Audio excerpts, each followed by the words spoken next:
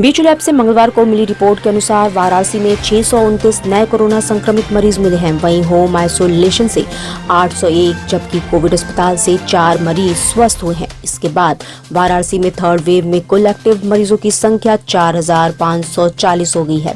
आज मिले नए संक्रमित मरीजों में से 626 मरीज को होम आइसोलेशन और 3 मरीजों को कोविड अस्पताल में एडमिट किया गया है। वाराणसी के विभिन्न अस्पतालों में इस वक्त 18 मरीजों का इलाज चल रहा है। अच्छी बात यह है कि जिले में कोविड पॉजिटिविटी रेट घटने लगी है। फिलहाल वाराणसी में पॉजिटिविटी रेट 7.65% है, जबकि रिकवरी रेट बढ़कर 28.44% पर पहुंच गई है, जो कि शुभ संकेत है। वाराणसी में बर्फीली हवाओं के कारण गलन काफी बढ़ गई है। बता दें कि देश के पश्चिमोत्तर हिस्सों में जमकर हो रही बर्फबारी और रविवार को जम्मू कश्मीर पहुंचे पश्चिमी विक्षोभ का असर मंगलवार को पूरे पूर्वी यूपी में देखने को मिल रहा है। बीएचयू के डिपार्टमेंट ऑफ जियो फिजिक्स के प्रोफेसर आर भाटला के अनुसार आने वाले 1-2 दिनों में मौसम ठीक हो सकता है, मगर दोबारा ठंड बढ़ने की भी आशंका है। बीते 24 घंटों में वाराणसी का अधिकतम तापमान 17 डिग्री सेल्सियस दर्ज किया गया, जो सामान्य से 5 डिग्री कम रहा। वहीं न्यूनतम पारा 60 डिग्री तक पहुंच गया। मंगलवार को दिन भर भीषण गलन से लोग परेशान दिखे। वाराणसी में संत शिरोमणि गुरु रविदास जी की जयंती को लेकर तैयारियां शुरू हो गई हैं। संत रविदास कर्मस्थली सीर गोवर्धनपुर में रैदासियों के पहुंचने का सिलसिला भी शुरू हो गया है। आगामी 16 फरवरी को संत रविदास जी की जयंती यहां धूमधाम से मनाई जाएगी। सीर में इसे लेकर बड़े स्तर पर तैयारियां की जा रही हैं। लोगों को ठहरने के लिए टेंट लगाने का काम शुरू हो गया है। इसके लिए कोलकाता से कारीगर भी बुलाए गए हैं। वहीं लंगर का भी काम शुरू हो चुका है। अरे बाबा के दरबार बा, खत्म रोजगार बा, हाथ रस के निर्णय जो हत लड़की के परिवार बा। अरे का बा? यूपी में काबा गाकर सोशल मीडिया पर चर्चित हुई नेहा सिंह राठौर मंगलवार को वाराणसी पहुंची। यहां उन्होंने मीडिया से बातचीत में कहा कि आज गंगा में क्रूज चल रहा है, मगर कोरोना काल में हमने तैरती लाशों को भी देखा है। उन्होंने कहा है कि सरकारों को सच सुनने का साहस रखना चाहिए, साथ ही लोकगीतों के कलाकारों पर सवाल उठने से बचना चाहिए। नेहा सिंह राठौर ने कहा कि मैंने बंगाल चुनाव के वक्त ना दीदी मेरी ना मोदी मेरे भी गाया था, लेकिन बंगाल में भाषा की वजह से वह गीत चर्चा में नहीं आया। नेहा ने यह भी कहा कि कोई सरकार ना तो पूरी तरह से फेल होती है और न ही पूरी तरह से सफल। उन्होंने बताया कि यूपी के लिए मेरा दूसरा गाना बहुत जल्द ही आएगा। हिंदू जन जागृति समिति ने मंगलवार को वाराणसी के डीएम कौशल राज शर्मा और पुलिस कमिश्नर ए सतीश गणेश को अपनी मांगों से संबंधित ज्ञापन सौंपा है। इसमें तिरंगे के रंग के मास्क, कागज और प्लास्टिक के राष्ट्रध्वज की बिक्री पर पूरी तरह से रोक लगाने के लिए समिति ने अधिकारियों से मांग की है। साथ ही प्लास्टिक के राष्ट्रध्वज के उत्पादन और बिक्री करने वाले उत्पादकों और दुकानदारों पर तत्काल कार्रवाई की भी बात कही।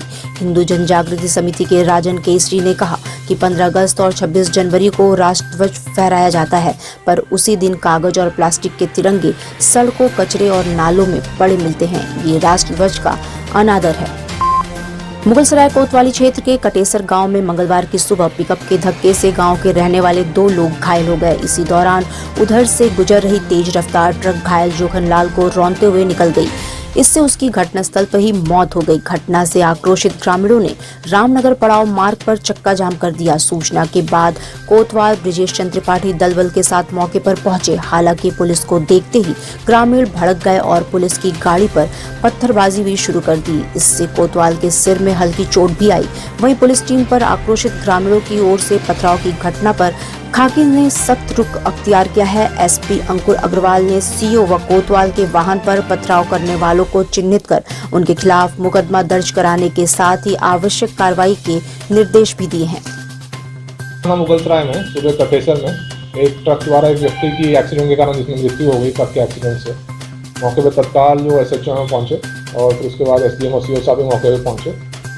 वहाँ पे कुछ लोगों द्वारा हंगामा किया जा रहा था, तो उन्होंने कुछ लोगों ने उसमें से सीओ साहब की गाड़ी के ऊपर 1-2 जगह पे पथराव किया, पर तुरंत फोर्स मौके पे थी और जो बाकी आसपास के लोगों ने उन्हें शांत किया और बॉडी को फिलहाल मॉर्चरी पोस्टमार्टम के लिए भिजवा दिया गया है और उचित उसमें कार्रवाई की जाएगी। ट्रक ड्राइवर को अरेस्ट कर लिया गया है और ट्रक को सीज कर दिया गया है, उसके खिलाफ कार्रवाई की जाएगी। और जो लोगों ने सीओ साहब के ऊपर की गाड़ी के ऊपर और जो एसएचओ को इसमें थोड़ी सी चोट आई है, बाकी किसी को चोट नहीं आई है, तो एसएचओ के ऊपर जिन्होंने पत्थर मारा उसके ऊपर भी कार्रवाई की जाएगी।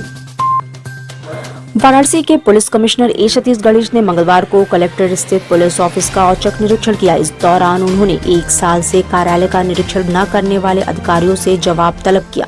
साथ ही फाइलों को सही ढंग से निपटाने में ढिलाई बरतने वाले बाबुओं को भी कड़ी चेतावनी देते हुए जल्द से जल्द काम पूरा करने का निर्देश दिया है। इसके अलावा उन्होंने फरवरी महीने की सैलरी स्लिप सभी सिपाहियों समेत सभी पुलिसकर्मियों को ईमेल या मोबाइल फोन पर PDF फाइल में भेजने का भी निर्देश दिया। पुलिस कमिश्नर के निरीक्षण से पुलिस कर्मियों में खलबली मची रही।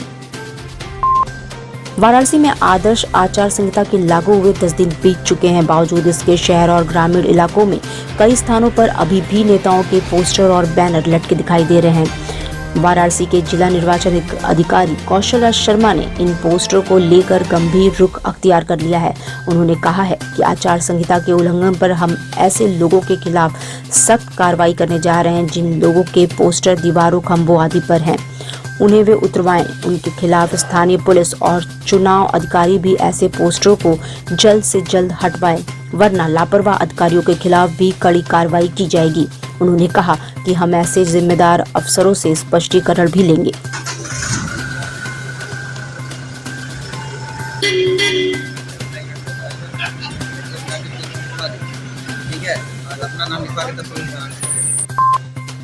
काशी में मणिकर्णिका घाट मोक्ष के द्वार के रूप में जाना जाता है। देश और दुनिया का इकलौता शमशान घाट है जहां 24 घंटे चिताएं जलती हैं। इस घाट पर हर वक्त कम से कम 100 से अधिक लोग मौजूद रहते ही हैं, पर पिछले 3 सालों से घाट पर आने वाले शव यात्रियों को शौच और लघुशंका के लिए परेशान होना पड़ रहा है। घाट के दुकानदारों ने बताया कि यहाँ शौचालय की व्यवस्था सिर्फ सिंधिया घाट पर सबसे ऊपर है। मणिकर्णिका घाट पर पिछले 3 साल से कोई व्यवस्था शौचालय की नहीं। यहाँ जो शव यात्री आते हैं या दर्शनार्थी आते हैं वो सब परेशान है। किसी को चौक तो किसी को सिंधिया घाट भेजना पड़ता है। कभी कभी तो लोग मंदिर के बगल में ही पेशाब कर देते हैं। युवाओं को वैक्सीनेशन लगाने में यूपी में दूसरे नंबर पर है बनारस। युवाओं को कोविड टीकाकरण लगवाने में पीलीभीत 69.58% के साथ पहले स्थान पर है, जबकि 65.27% के साथ वाराणसी दूसरे नंबर पर है। बता दें कि यूपी में 15 वर्ष से 18 वर्ष की आयु के किशोरों के लिए 3 जनवरी से कोविड टीकाकरण शुरू हुआ था। वाराणसी के प्रमुख चिकित्सा अधिकारी डॉक्टर संदीप चौधरी ने कहा है कि जिला प्रशासन ने कोविड-19 का टीकाकरण बढ़ाने के लिए कई तरह की रणनीतियों पर कार्य किया है। एक तरफ जहां स्कूलों में शिविर लगाने से टीकाकरण का ग्राफ बढ़ा है, तो वहीं युवाओं के बीच कोविड टीके की प्रति जागरूकता पैदा करने के लिए निगरानी समिति, फ्रंटलाइन वर्कर, NCC, नेहरू युवा केंद्र, युवक मंगल दल, बाल सुधार गृह और चाइल्ड लाइन जैसी संस्थानों की बड़ी सकारात्मक भूमिका सामने आई है।